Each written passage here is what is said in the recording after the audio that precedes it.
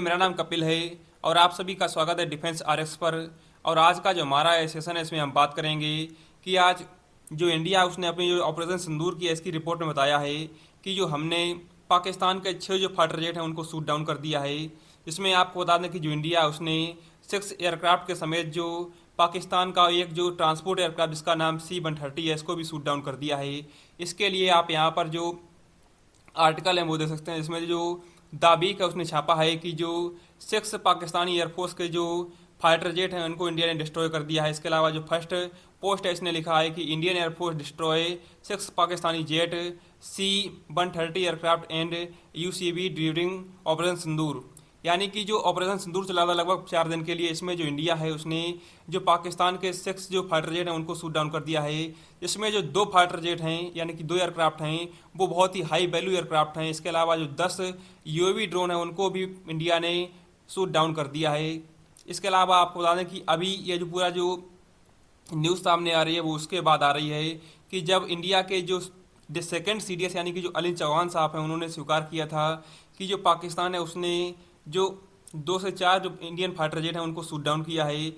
इसके अलावा आपको बता दें कि जब अनिल चौहान साहब ने अपना ये पूरा स्टेटमेंट दिया था उसको नेशनल मीडिया समेत जो इंटरनेशनल मीडिया है उन्होंने बहुत ही डीपली कवर किया था। और आपको बता दें कि इसी पूरी जो स्टेटमेंट के बाद जो इंडियन एयरफोर्स है उसने अपनी जो टेक्निकल एनालिसिस रिपोर्ट है वो पाकिस्तान के लिए पेश की है, जिसमें इसने IAF ने बताया है कि मैंने पाकिस्तान के जो 6 कॉम्बैट जेट हैं उनको शूट डाउन कर दिया है। इसके अलावा कई सारी जो सेवरल क्रूज मिसाइल हैं उनको भी मैंने न्यूट्रलाइज किया है। इसमें 10 से ज़्यादा जो कॉम्बैट ड्रोन है उनको ऑपरेशन सिंदूर के दौरान मैंने न्यूट्रलाइज किया है, जिसमें यह जो काउंटर अटैक है वो 7 मई से 10 मई के बीच चला था। जिसमें आप इंडियन एयरफोर्स के द्वारा दी गई पूरी जानकारी है वो देख सकते हैं कि 6 फाइटर जेट के अलावा जो 2 हाई वैल्यू जो एयरक्राफ्ट हैं उनको भी शूट डाउन किया गया है। वहीं आपको बता दें कि जो पाकिस्तान की एयरफोर्स है इसके पास जो सबसे भी ताकतवर फाइटर जेट है वो F-16 है, जो कि अमेरिका के द्वारा पाकिस्तान को दिया गया है। शायद उसी को ही इंडिया के द्वारा शूट डाउन किया गया है। जिसमें आपको बता दें कि इंडिया का जो सुकोई 30 MKI है इसने पाकिस्तान का जो एयर डिफेंस सिस्टम यानी कि जो HQ-9 एयर डिफेंस सिस्टम है उसको जाम कर दिया था, जिस वजह से जो पाकिस्तान है वो इंडिया के जो सुकोई 30 MKI है इसको शूट डाउन नहीं कर पाया था। जिसमें आपको बता दें कि जो इंडिया है उसने इस पूरे मिशन के दौरान जो अपनी Indian air launch cruise missile इसके अलावा जो सरफेस 2 एयर मिसाइल हैं इनको यूज किया था। इसमें जो इंडिया है उसने जो पाकिस्तान का C-17 ट्रांसपोर्ट एयरक्राफ्ट है उसको डिस्ट्रॉय किया। इसके अलावा जो पाकिस्तान की मल्टीपल जो क्रूज मिसाइल हैं उनको भी डिस्ट्रॉय किया था। इसके अलावा आपको बता दें कि इंडिया का जो लॉन्ग रेंज स्ट्राइक जो कि सुदर्शन चक्र सिस्टम है उसने लगभग 300 किलोमीटर दूर पाकिस्तान में घुसकर जो पाकिस्तान का एबॉक्स सिस्टम है इसको डिस्ट्रॉय किया, जिसको आप यहाँ पर तस्वीरों में देख सकते हैं। इसके बारे में आपको बता दें कि जो ये सिस्टम है वो पाकिस्तान को इंडिया के लगभग 600 किलोमीटर की सीमा के अंदर स्कैन करके कोई भी फाइटर जेट उड़ रहा है, क्या हलचल हो रही है, इन सभी के बारे में जानकारी दे रहा था। तो इसी पूरे सिस्टम को जो इंडिया का सुदर्शन चक्र है उसने पाकिस्तान की सीमा के 300 किलोमीटर के अंदर ही डिस्ट्रॉय कर दिया था।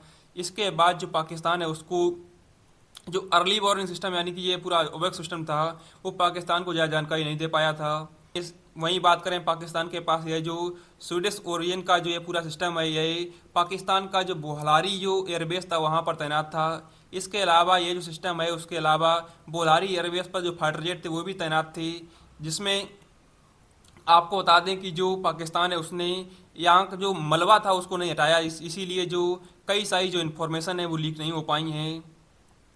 जिसमें आपको बता दें कि जब इंडिया ने इस पूरे एयरक्राफ्ट पर हमला किया था उसी समय उस एयरबेस पर जितने भी जो फाइटर जेट हैं पाकिस्तान के उनको भी भारी लॉस हुआ था, लेकिन उनके डेब्रीज को जो पाकिस्तान है उसने अब तक साफ नहीं किया, इसीलिए जो उसकी जो रिपोर्ट है वो सामने नहीं आ पा रही है।